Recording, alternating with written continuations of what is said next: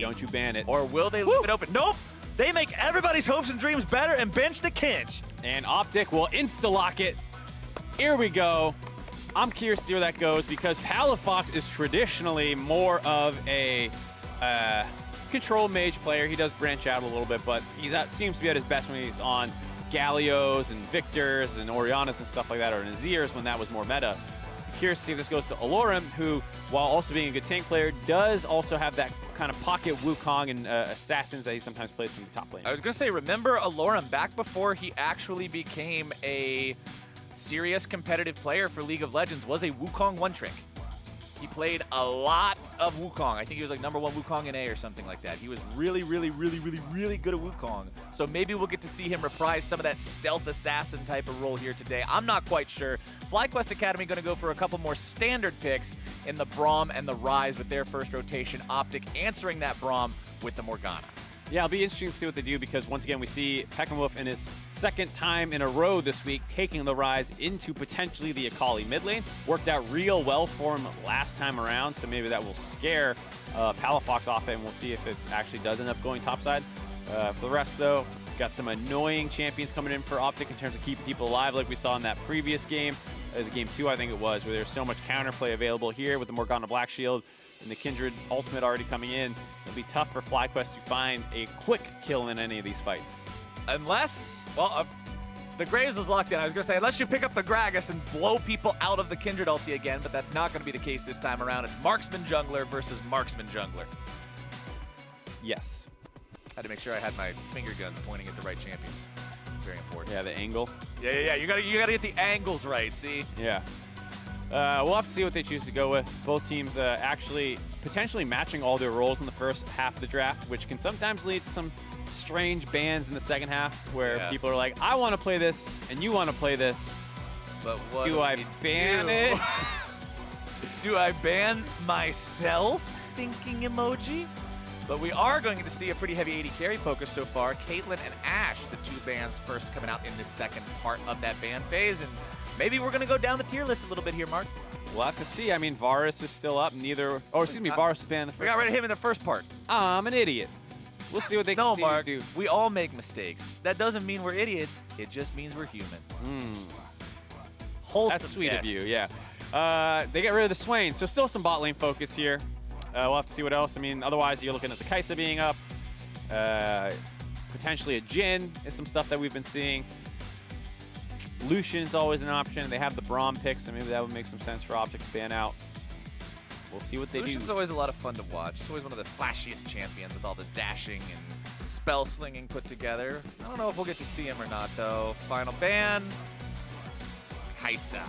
All right, so they will take out some of that crazy carry potential that we saw in one of our games earlier today.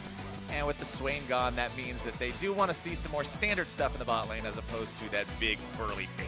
Yeah, I'm not surprised to see that prioritized a little bit more against Ahri, who doesn't come across too much like a Lucian player. I'm sure he can play it, but yeah, no surprise to see him going for something else potentially. This Jinx would be a little surprising. Have not really seen it too much, as he actually will go for the Lucian. All right, let's go. Look Stepping at up that. to the plate. All we had to do was talk about the pick a little bit, and it's sort of they could feel the vibes from here. Well, with all the bans and the fact you have the Braum, it's like Lucian is the obvious choice. Just go for Lucian. Yeah, so everyone kind of agreeing on that pick. OpTic might be going for a mix-up, wanting to go aggro in the bot lane and take that kind of early game style. Go for the Quinn. I'll take that. All right. See, normally when somebody hovers Draven and switches to something else, I'm pretty much always going to be disappointed. But Quinn, I'm not disappointed. Yeah, I'll take that. That's aggro. Absolutely true. And she's a champion that uses Stormrazor extremely well. Oh, yeah. And with the buffs, all good. Highest win rate bot laner on the current patch with Diamond and above. Yeah. Only Mordekaiser is right underneath her, actually. About half a percentage point. Yeah, Mordekaiser bot lane. Always shield, never die, Mordekaiser? Oh, Mordekaiser. That Mordekaiser. Oh, the Mordekaiser. That is a good way to put it, as Sion will be the final pick for the side of OpTic Academy. And hey, that means that we'll see Akali mid lane and Sion top, and it's not Alorum on Akali. Nope, not the case. And of course, No was not going to play Jace as much as he likes to hover it for Quan. You knew it was going to be a tank, and there we go. The Poppy up on the top side. Two, all things considered, pretty standard team comps with OpTic branching out a little bit more. Assassins in the mid lane aren't that crazy, but Akali is new. And marksmen in the bot lane aren't that crazy, but Quinn is a different kind of marksman. So while having a lot of the elements of a standard team comp, it is still a pretty flashy one. Once again, I'm going to be watching the Akali and seeing how well Palafox understands the champion. Oh, yeah. Earlier today, we saw Golden Glue demonstrate a pretty impressive knowledge of the mechanics and just how you should play the champion, not just in terms of, oh, here's what my ability does, this is how I time it, but this is where I need to position myself. This is how I need to orient myself towards the other players in the fight to make sure that I have the maximum effect. And I'd love to see that again here. Yeah, I think a lot of the stuff we were seeing out of him compared to Tuesday was good, where you saw Golden Glue willing to give up the E damage and jump to get the guaranteed gap closer on his target to land some of the Qs to slow and then get the passive proc off. And I didn't see Tuesday going for that at all. And, you know, sometimes people talk about the difference between going for a guaranteed setup that might not have as big of an upside for, you know, favoring that instead of the optimal punish if you're actually able to get it correct. Here we see, yet again, another new Akali skin. I was going to say that, too. What is the ramen? 3 for 3. Yeah, that's got to be space ramen. Yeah, we really want to see the ramen on this one, but I don't think anybody other than Golden Glue is actually spamming the emotes. Or a producer could go look up the AMA about Akali, where I think that was the question. Did they actually answer if there's alien ramen? Not alien ramen, but there was a ramen question. I remember reading it, and I know that they talked about there being multiple ramens, but I don't remember if it was they made multiple ramens and chose one, or if each skin has a different one. I don't remember. I'm kind of just really hoping for some alien ramen now with like the... Would you like to hear that she has alien ramen but then not see it this game? Because that sounds pretty disappointing. Well, then I know that I can go play it in practice tool later and see the alien ramen, so I've got something to look forward to. You just YouTube all the ramens probably. That No, I'm doing it myself. All right. That's... There you go. That's a do-it-yourself kind of attitude. I like it. Yeah, that's why I said I'll do it myself. All right. Do you not like me repeating you? All right. Both sides are starting off on the red buffs. Give those over to the marksman junglers. Make sure they've got that extra auto attack power. As Meteos will pick this up for himself on the Graves. And Graves so far, we saw the first game with the Graves versus Trundle. Didn't have that great of a time. Second time around, better. This time around, he's not against Trundle, though. No, not against Trundle. And also, big difference from a lot of those games is there's no carries in the top lane. This is a tank versus tank matchup. What we were talking about a lot about before was how, like, jungler difference, and a lot of it was about influencing that. So once the Trundle got ahead by killing top lane like 2 or 3 times, it was a 3-0 Trundle suddenly. We see a skirmish over the Scuttlecrab. Meteos quickly redirects onto Fnatic. Meteos says, you don't want to fight Graves close and personal like this, as No comes in and brings down the hammer.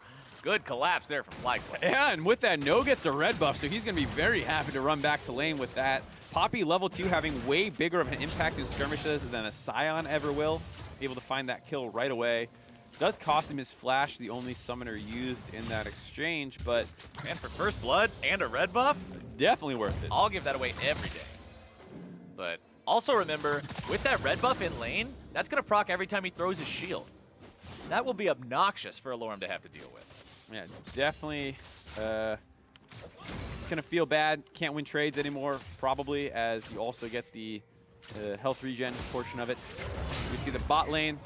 Eclipse showing why that Quinn pick can be pretty frustrating. If you ever missed the Jat Analyst Death segment where he explained how it worked. Shouldn't have missed that. Shouldn't have missed that. All your abilities will give them a Harrier proc. And so there's a lot of combos. The easiest one is basically go bird mode with your ult. You right-click them to proc it. So we actually got a replay real quick of this skirmish. And nice by Meteos to instantly go back onto Fnatic. Doesn't get the wall damage, unfortunately, but he knows No is coming. And No, very explosive play to get that kill off. No time to react at all, really. Fnatic maybe could have flashed the wall stun if he was a god. But it was tough to react to when you're obviously focusing way more on the fact that Graves is attacking you. My head scratcher is more so in the fact that Fnatic decided to go for that fight to begin with. I mean, he squares up with Meteos when he's got 80% health. Meteos is at 100. It just doesn't seem like a fight that makes a lot of sense at the time. So OpTic Academy has to get themselves back here on the bottom side. A nice black shield, going to keep Eclipse nice and safe. Meteos shows up here trying to make something happen, but OpTic has already disengaged. Yeah, Black Shield lasts just a little bit too long. Quan felt like he needed to proc the fourth hit of the passive. And of course, after that, shield's still up. No stun comes through. And Eclipse doesn't even get chunked out that badly from it. I mean, yeah, OpTic Academy's bottom lane doesn't look like a bottom lane that just suffered a really nasty gank. They look pretty much as good as you could expect them to be. Palafox will continue farming up here in the mid lane, utilizing the 5-point strike to make sure that he gets those cannon minions. Remember, as a spammable ability, despite the high energy cost, it's not going to have a super high damage output here early on. You can see as he's hitting the minions with it, it does about as much as an auto attack. So until he gets some scaling on him, it's not going to be too punishing. He did start with a Dorian shield up in that melee versus ranged matchup, kind of like what we mentioned earlier. Akali will have a harder time in those as compared to up against other melee champions, so wants to go for the defensive option, just make sure that he can keep getting this farm as the lane goes on so he can scale into that later stage. Yeah, playing against Akali, you want to make sure that you're not giving her the free healing and harass by standing next to your ranged minions, because if she clips you with that, she'll get a potential passive proc off, which then she can use to regain energy, which helps her pushing. So not getting hit by her Qs incidentally while she uses them for the wave is a pretty big thing about laning against her. It's a lot harder in those melee matchups where everyone's kind of messing around in the wave, but Pekkenwolf doing a good job making sure not to get hit by those. But Ayo, he's going in for the fight. Pekkenwolf gets himself stunned up here, but he does take the ulti away, looking to get back underneath the turret, but the perfect execution comes through. I said I wanted to see mechanical knowledge of the champion, and there it is demonstrated. Good job, Palafox.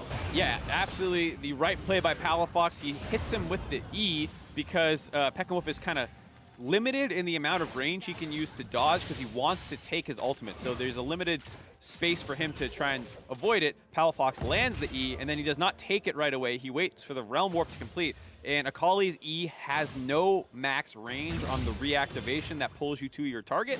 So he uses that for the gap closer, uses the second part of his ultimate for the damage, and assassinates Pekkenwolf. Good job from FlyQuest. Or from OpTic, excuse me, finding that punish there onto FlyQuest. See, this is how I know that the champion's brand new, and I haven't got to experience a lot of it myself yet either, because I was genuinely curious as he was about to hit level 6 from level 5, does he have the burst to make his play work with how close Pekkenwolf is to the turret? And now we know the answer to the question, as bottom side is 2 versus 2 yet again. Ari and Quan not afraid of going up against this Quinn in the bottom lane. Pekkenwolf now trying to get himself away from Palafox here yet again. Does find a little bit of damage into the Shroud, landing the Rune Prison right as Palafox shows up out of that stealth. Eclipse has to flash away, barely gets out. Ari going really aggro there. Yeah, nice binding to make sure that that didn't convert into anything. Has the heal summoner spell, which is the extra combat for Ari. Maybe if that binding didn't land, could have healed to get in range. There you go, there's the stun, there's the damage. Pekkenwolf drops that, and then the E was landed so he can go back in. Then, ooh, a fancy replay. Fancy look on that as you see the pierce through on that knife. Stabbing the heart of Pekkenwolf and picking up that kill. That's what we need right there. Cinematic replay for a cinematic moment.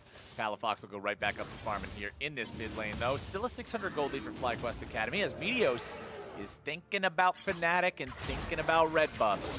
Let's see how well those thoughts work out for him. Won't find the damage from the end of the line. Smite comes down from Fnatic onto the red buff to keep himself topped up on HP. Meteos saves his Smite long enough to secure the buff. As Palafox wants to move in and secure the kill, he finds it onto Meteos, and OpTic walks away. Interesting play by Meteos there, feeling like even with his flash up, there is no way to get to Palafox, which, knowing the stickiness of Akali might be true, so instead of flashing out, flashes back in to try and find a cleanup kill onto Fnatic, who was still not 6 because he got the buff for Meteos, or Gate, and just came up a little bit short as Palafox still followed him over the wall, so a bit of a surprising play initially, but might have been making the best of a bad situation. Yep, 2 kills onto Akali is right where you'd want to see that gold going for the side of OpTic Academy, though. They'll bring the gold back up to even, a little bit in their favor with that play, as you can see FlyQuest just saying, okay, keep Kindred off the marks if nothing else. They're continually prioritizing these crabs, keeping those away from Fnatic, as Meteos will pick up yet another one of those for himself. Pekkenwolf finding a little bit of damage here onto Palafox, taking down half his HP bar. Meteos hanging around in the wings, and you have to think that Pekkenwolf, or Palafox rather, recognizes something is funny here with Pekkenwolf trying to fight him like that with 10% mana remaining. Likely knows Meteos, or at least someone is hanging around here nearby. You can see a lot of vision in the northern part of the map for FlyQuest Academy, while there's practically nothing for OpTic. So whenever somebody's not on the map, you've got to be thinking, are they coming after me? Are they looking to punish the all-in if you're Palafox? Yeah, good decision to not try and take an extended trade there with more people nearby. And like you said, the FlyQuest focus on these is bounty marks is really good for them because I'm pretty sure Fnatic is still at 0. Despite the fact he got 2 of the assists, I don't think he ever got his mark off on them. And that was evidenced by the fact that the Scuttle Crab mark spawned on, or the mark spawned on a Scuttle Crab, which happens when it has 1. It's guaranteed to spawn on one of those, and then they got taken away yet again by FlyQuest. So I'm not sure if Fnatic has his first mark, and Meteos continues to take that kind of jungle tempo advantage despite his death, securing the Infernal Drake for his team. Good Drake secure for the side of FlyQuest. Extra damage on this team will never be frowned upon. Top side, we haven't really checked up on these guys in a while. Ever since that first we don't need to. This is tank v tank. This is the wet noodle fight. The epitome of the wet noodle fight. Ooh, didn't even get the E to land. You had the camera on you for the first time. Even if it would have landed, it would have done 32 damage. I know, but I'm just saying the camera's finally on the top lane, and he missed the E. Feels bad, man. Feels bad, man. Bottom side, Meteos wants to make this one work out. Let's see if they can do it. Eclipse going to be taking low. Gate here as well. Glacial Fissure comes out, putting a lot of damage down. They grab the kill onto the enemy 80 carry. His flash was not available there in that fight. Meteos coming around from the top now. Fnatic trying to turn that aggro back around on him. The binding comes out, and Fnatic, with the help of that CC, will grab the kill, make this one a 1-for-1. Nice trade back by Gate, getting that flash binding down, but the bot lane of OpTic, despite picking the Quinn, still losing the matchup that they counter-picked into. Airy getting the most out of these trades, and surprisingly hasn't even used heal yet this game, despite having the combat summoner advantage. Has not been forced into using it. Now is a 10 CS lead, and it was nice of Meteos to come over the top with that ultimate to finalize the kill from all the early work that Peckenwolf did. Here we go, another top lane skirmish. All right, Nose deciding to fight. Let's see what he does. He's baiting, though. Akali is on the way up. They did danger ping it, so it feels like no knows.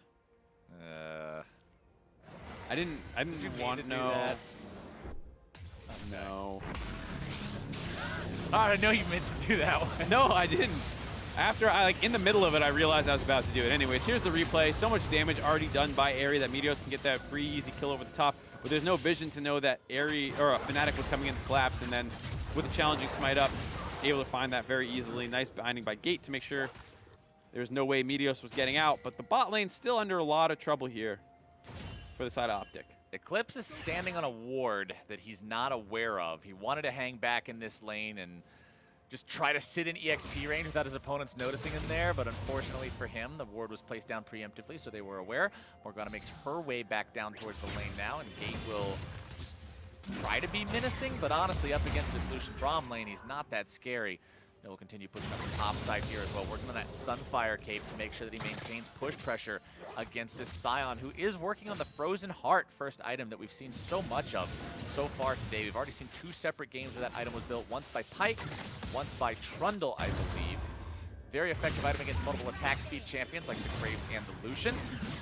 Lorum, no, nothing to really comment on here. I think 5% of your health bar is about all you're going to lose. From a full combo. Yeah.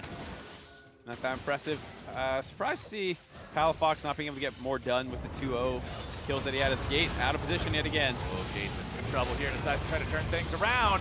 Let's see if they can make it happen. Gate is going to be taken very low here. The rotation comes through. FlyQuest able to find themselves 1. Is it going to be 2? Answer is yes. Peckenwolf shows up with the artillery fire just in time to make this a 4-3 game. Yeah, nice reaction there by FlyQuest. And it's surprising to see Eclipse with that TP. It's another time where that no combat summoner maybe would have played into it. Maybe not, as it did feel like it was pretty free for FlyQuest there, but they did have the extra advantage. Now Peckenwolf has to be careful under the turret. Peckenwolf went really close to these guys, and we know how strong Palafox is. That was just not respectful. That was exactly what I was looking for when I said you got the 2-0 Akali. As soon as he knows where the enemy jungler is, gets the wave pushing under the turret and uses that obscurity to avoid taking turret damage.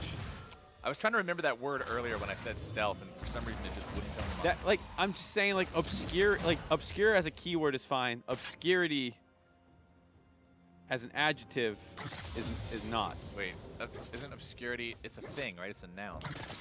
Yeah, obscurity. I guess you're right. Anything more about this? Anyways, here's the kill. Kind of goes in. Fnatic chips in some extra damage, gets the first dash with a stun, which is all he needs to get out. Also, interrupt by No next to the wall. Alrim ulting him point blank to stop that. Pretty funny to see. Palafox, nope, he's going to get out just fine for now. Dios gets a little bit of damage in passing, but also takes some of his own. Fnatic not just going to stand by and watch his mid laner get shot up like that. He'll return some fire there. As you can see, the completed jungle items are there for both junglers. The ruby crystals that will facilitate their black cleavers have also been constructed.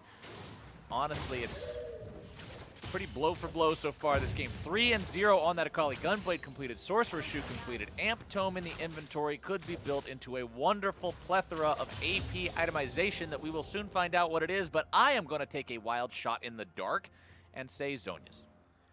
Yeah, I would like the Zhonya's in here. There's 3 melee threats and only Pekkamwolf with the MR, or the AP, excuse me. So I can see that being a pretty good item here, as well as allowing you to potentially bait out some of these tools that FlyQuest has.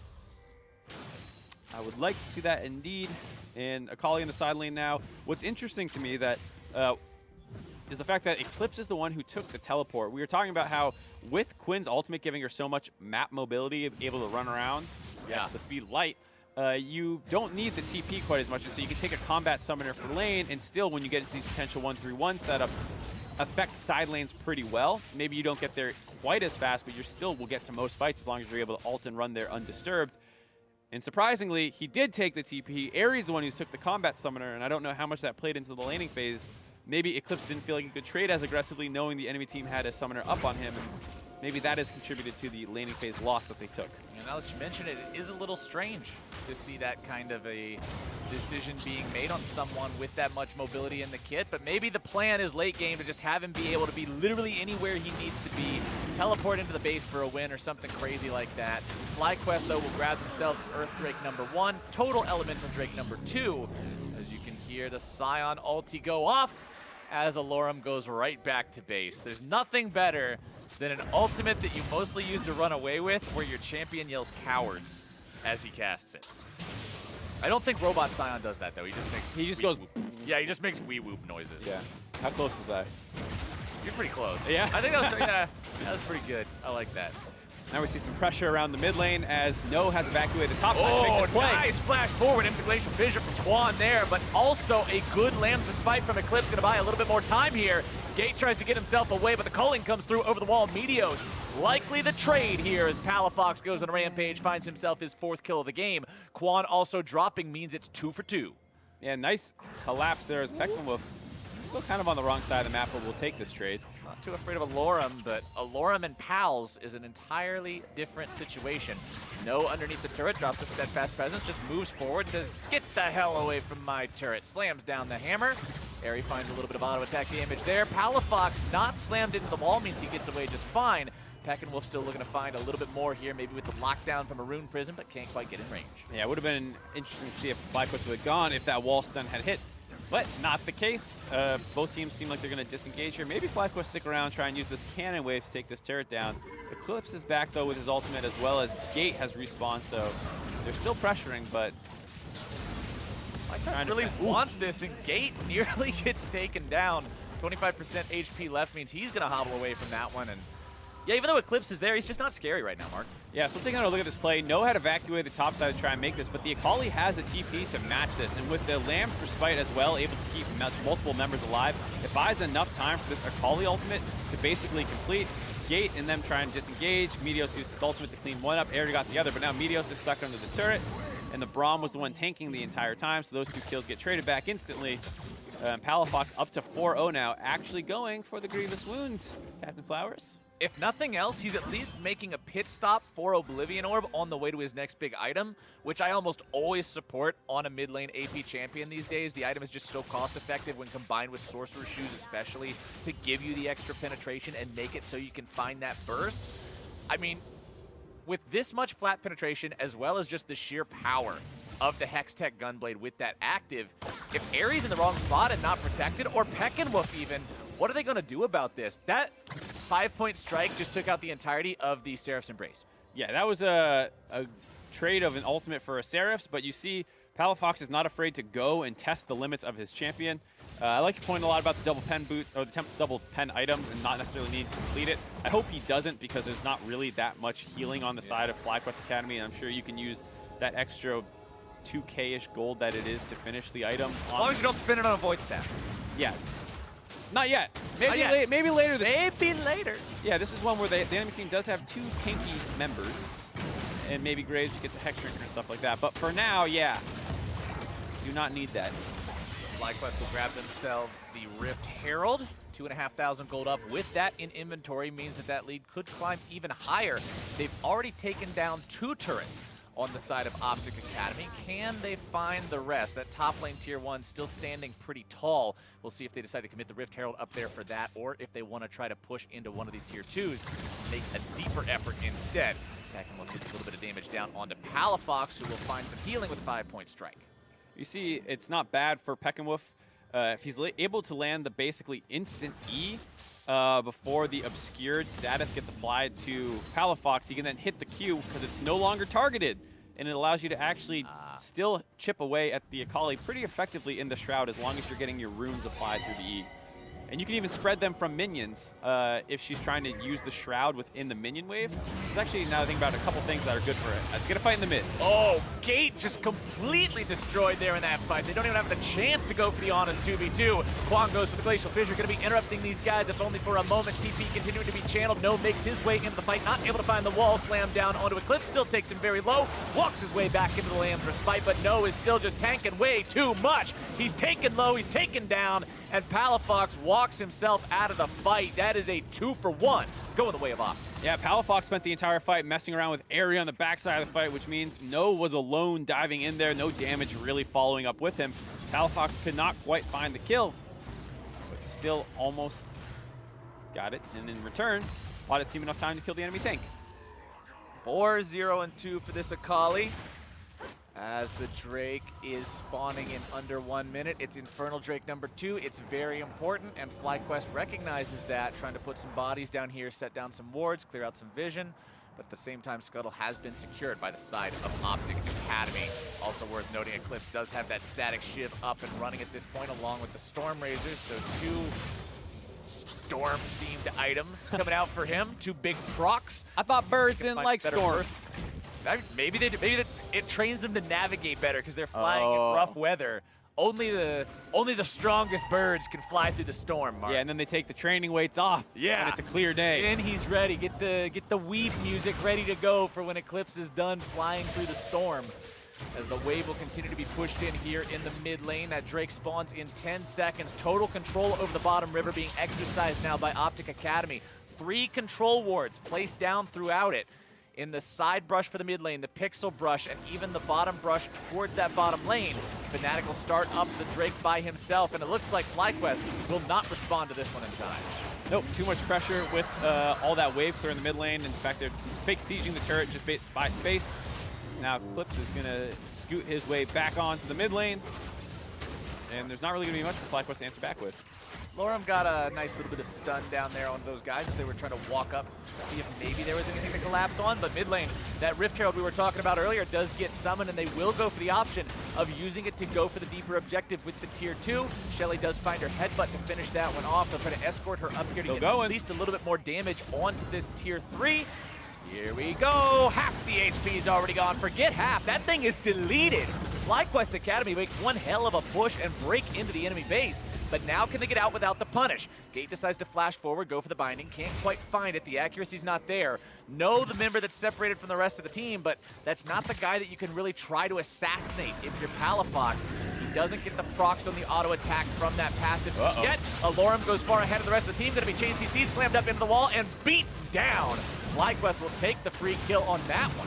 Yeah, FlyQuest showing that they know a thing or two, just like their main roster, on when to push and how to play with tempo in this game. They lost the Elemental Drake, and OpTic was very slow about wrapping around back to the mid lane. And Palafox instead chose to try and split push down the bot side, but they had the Rift Herald advantage to make it so it was not even close of a push, as well as the double marksman being able to hit away on that turret. With Mountain Drake as well made it so that they were actually able to grab the inhibitor turret off of that push, and OpTic really get punished. They felt like they got flustered a little bit and decided to pull the trigger on a situation where, for the most part, FlyQuest had already disengaged, and no surprise, Alorem ends up in the middle of the enemy team alone. Yeah, that was really well done by FlyQuest, just honestly, knowing they could go for the inhibitor turret there, and then staying cool enough to just say, okay, kill Alorem, now leave. They didn't get greedy afterwards either, which is what I like. Sometimes you get a total fiesta where one guy overcommits, then a guy from the other side overcommits, and it's a game of Red Rover where you're daring the other guy over, and everybody just takes the dare. But this time around, FlyQuest was able to make sure that they came out on top. This team now finds themselves 4,500 gold up. No continues pressuring the bottom side, but Eclipse makes his way down here. We'll see how well this Poppy can escape. Steadfast Presence does a good job there interrupting the Quinn E. No acts like he's going to go over the wall, but instead decides, nah, I don't even need to. Just walks away. Nice play there by No, making sure he doesn't get the knockback onto himself. Maybe Eclipse could have waited out, because I think No had actually done it first. He's going yet again here. This time gets this knock up on it, but No's going to try and turn this around maybe. His team is kind of close to collapsing. He's got backup coming towards him, but so does OpTic Academy. Palafox will be taken down to about half HP, but No's the one who's finished off. FlyQuest Academy now might lose multiple people. It's Fnatic who's in some trouble, looking to put these last couple of shots into Airy, and he does find him. This is pretty big here for OpTic, Mark. Quan now trying to get away from the rest of the Morgana ulti, make sure he's not rooted up by that. Wolf looking for a little bit of damage down onto him. 2 for 0 so far for the side of OpTic. Nice punish. Yeah, it's good to see OpTic finally using their comp to coat what it's able to do, splitting up and then having Eclipse kind of run between the lanes and try and find not only farm, but kills if people are out of position. No got a little greedy after he got out the first time, didn't commit to staying out as his team that kind of was collapsing initially. They saw he got out, and then they started turning around to leave him, and he put himself back in a position to get re-engaged on by Eclipse, who opened that one off, and then they tried to cut off Palafox in the escape. Palafox intelligently changed his target. Wolf getting himself away from the stun from the ultimate, but now he's going to be in trouble from the follow-up. Damage coming through, gets himself back underneath that tier 1 turret. Meteos off to the side, going to be trying to kite himself away from this Akali. Flashes over the wall, staying alive for now. She's still back into the shroud. The slam comes down from the Scion to zone everybody else away, but Lamb's Respite going to be keeping everybody alive for now. Fnatic jumping himself away, almost taken down, but close only counts, and horseshoes and hand grenades, Mark, as No can't chase him down, and Fnatic will heal up off of the Chicken King. Just barely getting out there with their lives. A good usage of the Lamb's Respite by Fnatic. And a very close skirmish results in no kills. OpTic are starting to feel like they're making their way back into the game, still down 3,000 gold and no turrets in their favor. So if they can ever win one of these fights a little bit more decisively on FlyQuest side of the map, they have a lot of standing gold to catch back up into this game. Lots and lots indeed. I want to quickly check in on Palafox as well, because I remember talking earlier about the build and where we hope he goes with it. He does decide to complete the Morellonomicon, goes for the Grievous Wounds as well as just the enhanced stats on the item. Now also going for that Zhonya's Hourglass that I was initially predicting to be the second item, so I was off by 1 there. I'll take a consolation prize, sure, whatever. That'll be helpful as he dives in and tries to make these plays onto the back line that he has found success with so far, but as we also saw in that last play, Wolf with this Banshee's Veil on the rise, pretty big for making it so OpTic can't engage on him. Yeah, definitely the case. And now with a fair amount of MR onto 2 of the members, you have to wonder if maybe... is it time for the Void Staff? Is it appropriate? Or maybe should you have gone Zhonya's as your second item straight into Void Staff? And you skip the flat pen a little bit, makes you not as good at killing Airy. It's tough to say. Either way, you know, as much as we're talking about his build, it's mostly coming out of a place of curiosity because there's no standardized Akali build yet, and Palafox is obviously having a great game. That's why we're having the conversation around it, is what does seem to be the best situation for this champion in these moments. Quan's going to be in some trouble. Glacial Fissure down on the front line. Unbreakable keeping himself alive. But Palafox says no, sir. He is dominating. Now moving around in the shroud, giving himself going still. Meteos taken down below half HP. Wolf and No trying to zone the rest of the team away. Palafox goes down, and that one's going to be big. That is your carry out of the picture now, as Alorem is going to soak the shots from Airy. He tries to get himself away from this. No goes over the wall with the flash. Fnatic says, gets himself over the wall as well. And it looks like the fight is going to stop. It's a 2-for-1 go in the favor of FlyQuest. Yeah, but they have enough pressure now to potentially start off onto the Baron. Looks like they're going to choose to instead go down to this Ocean Drake. It's 28 minutes in the game. Both carries are dead. Fnatic does still have his Lamb's Respite, so there's a bit of a risk there. Meteos also has no smite, so I guess that's why they chose not to risk a potential Baron steal situation and get the easier free-to objective. But a nice fight there by FlyQuest. Two important things here. One, the front line and back lines really get split off really hard here as they're initially engaging.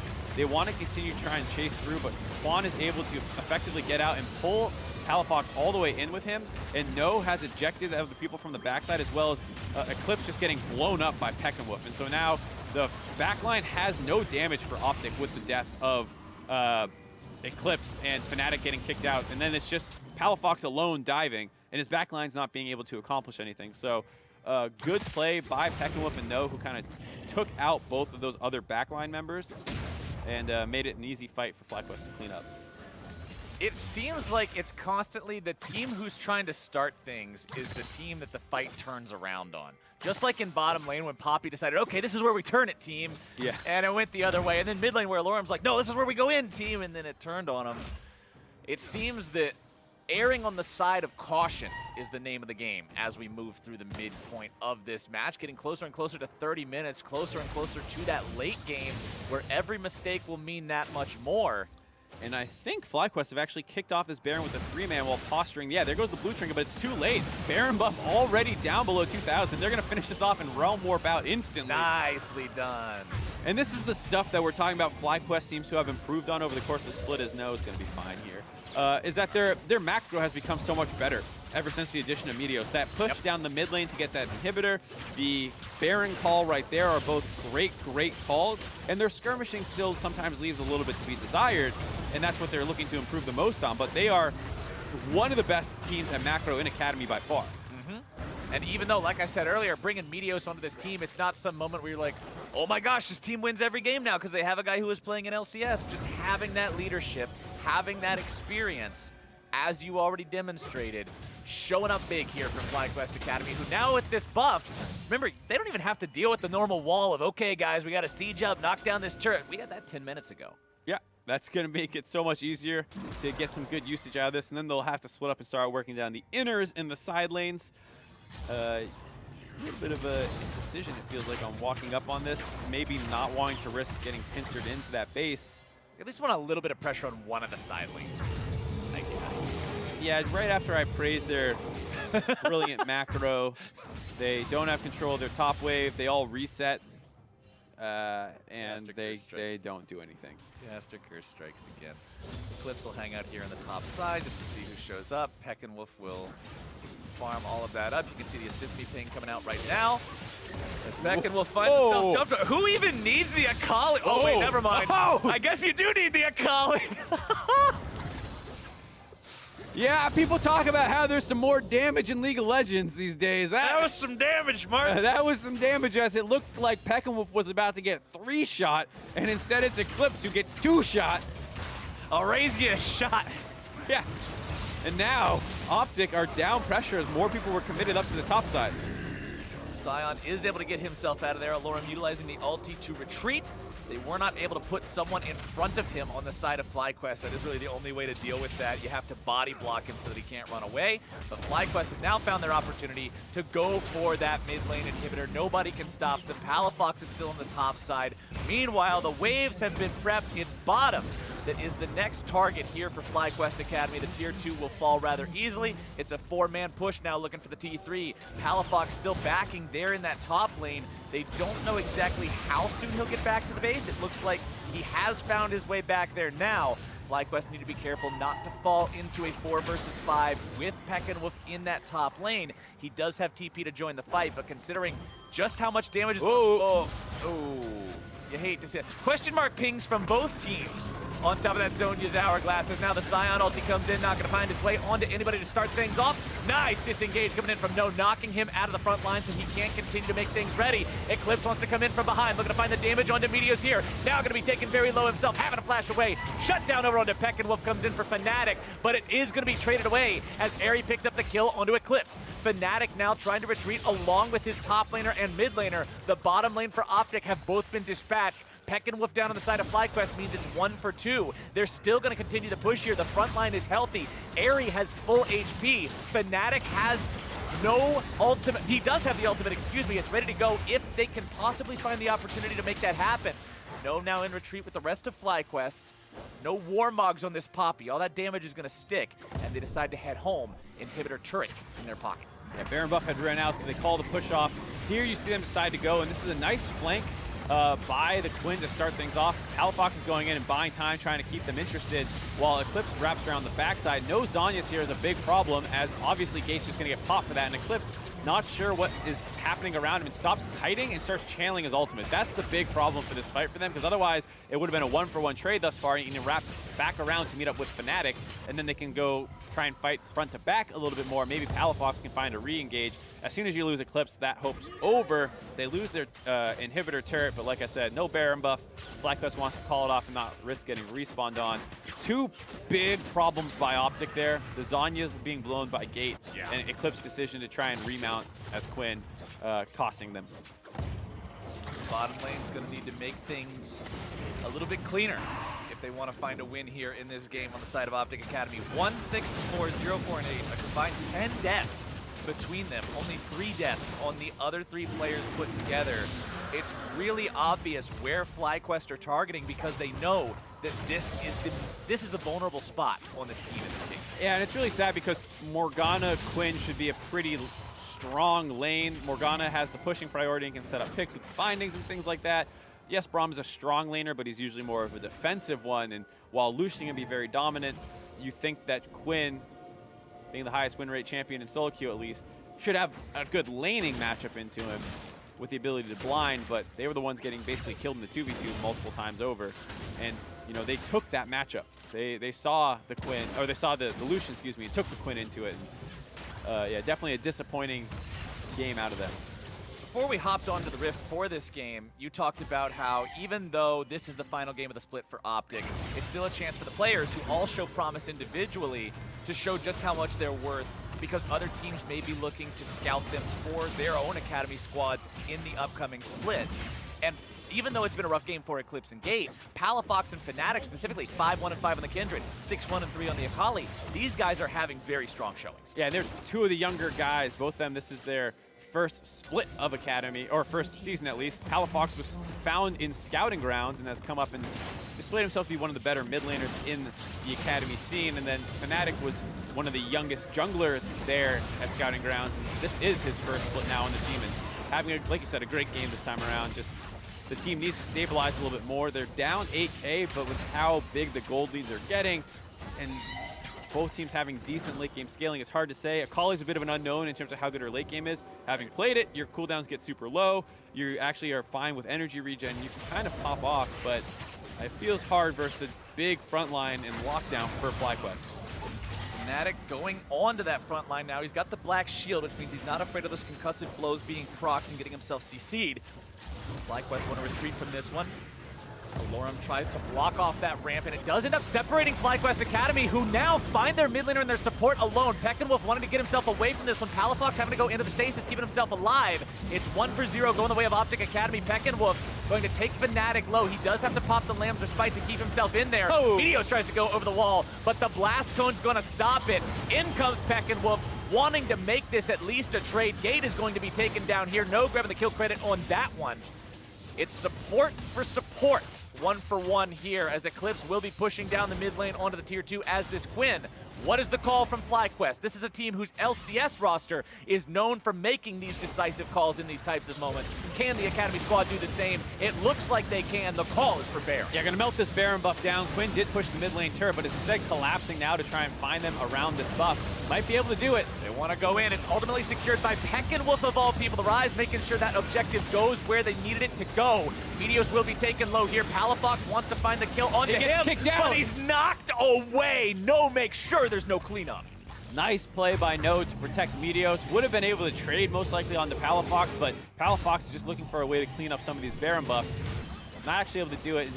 A very aggressive call by Palafox that finds him the first kill, but maybe a bit of an overcommitment after that. He goes really hard to go for the flash stun, but it only breaks the Banshee's Veil, so they're only able to answer back right away. Has to pop the Zhonya's and use the second ult to get out, but they find that kill.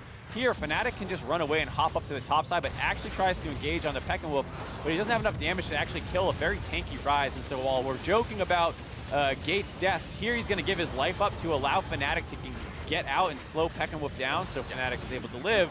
But that all came off the back of a mistake by the jungler there, trying to 1v1 the Rise after Palafox is effectively dead. He's used all his cooldowns and is at 200 HP, even though you did kill the enemy Braum, your mid laner is dead for, as far as you know, the next 20 seconds. Yeah, when he loses all priority, all control, all agency in the fight, his screen might as well be black and white. Yeah, There's no way he goes back. He's got a shorter respawn timer is basically the way to think about it. He'll be back in 15, 20 seconds, and we saw him try and come back into that Baron buff, but at that point it's a little too late, and now FlyQuest with their second one of the game, grab the mid inhibitor again.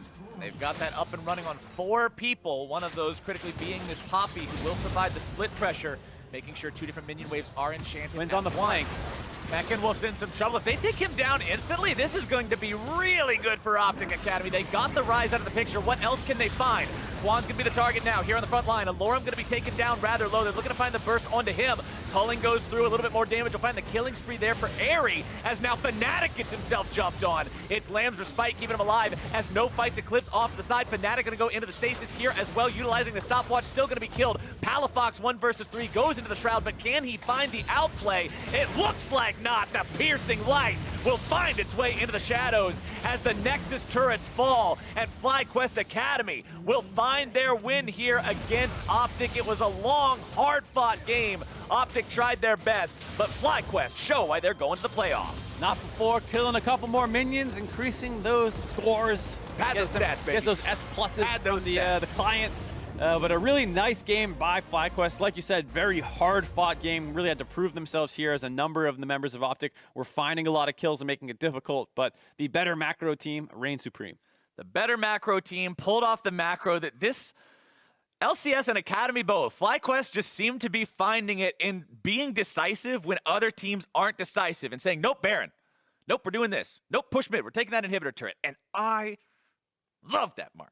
You know what else? I love that. You know what I love? What do you love? Akali highlights. Akali highlights. Let's see if we got some of those for you guys, as we once again saw a solid performance from the new champ. Yeah, and here, like you were saying, the 100-0 real quick. Also not taking the E until at this point, then can get the XQ with the Q ult. W out just for a little bit of move speed there. And then here, a really nice play to flash onto Meteos. Meteos flashes to try and trade out instead, but he'll just take the ult over to get that trade kill. Palafox started getting a big lead for himself, and a lot of the plays that worked out well for OpTic were coming off the back of him finding these decisive engages. Nice TP here for another cleanup, and you get to see why teams are playing the Akali pick there. It's still obvious that there's a lot to figure out on the champion, but you see how much agency it has to decide when I want to go in and when I don't. And when you do decide to go in, how hard it is for the enemy team to stop you from doing what you want to do. Definitely seems like a strong pick, a great assassin to really go in there and, like we said earlier, have that moment where you say, I'm in control. Like, you're in the driver's seat with this champ, and depending on how well or how poorly you play it, you can come out on top looking like a hero, or you can end up in a spot that's not so great. But now that we've seen your thing, we've talked about the Akali plays, let's go back to my thing and some of these calls that FlyQuest made. 37 minutes in, they grabbed the Baron. Yeah, and here you see Palafox going for a big play, and it does actually work out, the fact that they're able to kill the Braum right away. Here they just need to disengage, kite up to the top side, let Palafox reset, and you're up a man. Instead, they continue the skirmish going on, and they have the Quinn trailing from the backside, never able to get involved in the fight, effectively making this a 4v3, and Fnatic is forced away early on. Gate gives his life up to keep him alive, but after this, obviously FlyQuest are healthy enough to look for the Baron. You see Eclipse try and make things dicey by pushing up the mid lane and saying, uh-oh, I might take your mid inhib, but like you said, FlyQuest more than aware of the situation. They just go for the Baron buff, finish it off very quickly. If Eclipse had stayed in the top side, they're going to use the Baron buff to get out. Not the case, as they tried to win this fight on the back end of it, focus down Alorum, and then they go ahead and punt the Akali out, making sure she can't possibly clean Meteos up. And like you said, just very decisive shot calling. You can see that even though it's kind of jagged, it's always trending in FlyQuest's favor. And that's one of the things good macro will do for you, is that even if you're losing fights, you're losing them on your half of the map. So the gold never truly swings back with like, oh my God, all the turrets are suddenly down. Yeah, there's no, holy cow, OpTic's totally in control of the game now. Everything's completely switched the other way. It's, okay, that fight didn't go as well as we thought it did. Maybe Akali's a little bit stronger than we were expecting, but at the end of the day, it's still a FlyQuest victory. And the Academy regular summer split has now come to a close. Our playoff picture is locked, so let's see how the teams stack up. Cloud9 and Team Liquid Academy end in the top 2 spots, earning a bye to the semifinals. CLG Academy will finish 3rd. Then we have a 3-way tie between the next 3 teams, resolved by head-to-head record. with Clutch at 4th, FlyQuest Academy in 5th, and 100 Thieves with the final playoff spot. That positioning means our first quarterfinal next week will be between Clutch Gaming Academy and FlyQuest Thursday at 3 p.m. And Counter Logic Gaming will then play 100 Thieves at the same time on Friday. And this is a super interesting matchup to me just because we heard both Academy teams that we interviewed today, who are they scared of? People are saying Clutch. No one apparently wants to play Clutch, and when we ask why, that bot lane's pretty good. Piglet has been messing kids up, and the rest of the solo laners have stepped up around him, and it made it so that you heard 100 Thieves say, yeah, we'd rather have CLG, and that's exactly who they got. So they better put their money where their mouth is now because they called him out, and they got their guy. If you get your wish, you better be able to take that guy down. Otherwise, you might end up looking a little bit silly. Academy is over, but the NALCS still has 2 weeks of play starting tomorrow afternoon. Game 1 pits tied teams 100 Thieves and Echo Fox against each other. Then it's the classic TSM and CLG rivalry in game number 3, while Team Liquid will look to hold on to first place against OpTic Gaming. Should be a lot of fun games this weekend. Yeah, starting to that first game of the day, 100 Thieves Echo Fox is always a fun game. We have one of the slower teams versus one of the faster, crazier teams. One team doesn't like conflict and wants to spread you across the map. One team, all they want is conflict. So it's about which style is going to win out on that day. Plus, TSM versus CLG. I mean, how can you classic. not? The classic matchup, tale as old as time, song as old as rhyme, NALCS to a T, TSM versus CLG. I made a rhyme and I didn't even have to. That's how easy that is. It writes the stories all on its own, ladies and gentlemen. But if you can't wait until tomorrow for more league action and stories, coming up right now is a rebroadcast of this morning's EULCS matches ahead of their live Day 2 broadcast, starting at 7:30 a.m. Pacific, 4:30 p.m. Central European Time. Now, for myself, for Mark, and the entire Academy crew, thank you so much for watching, and we'll see you next Thursday for the first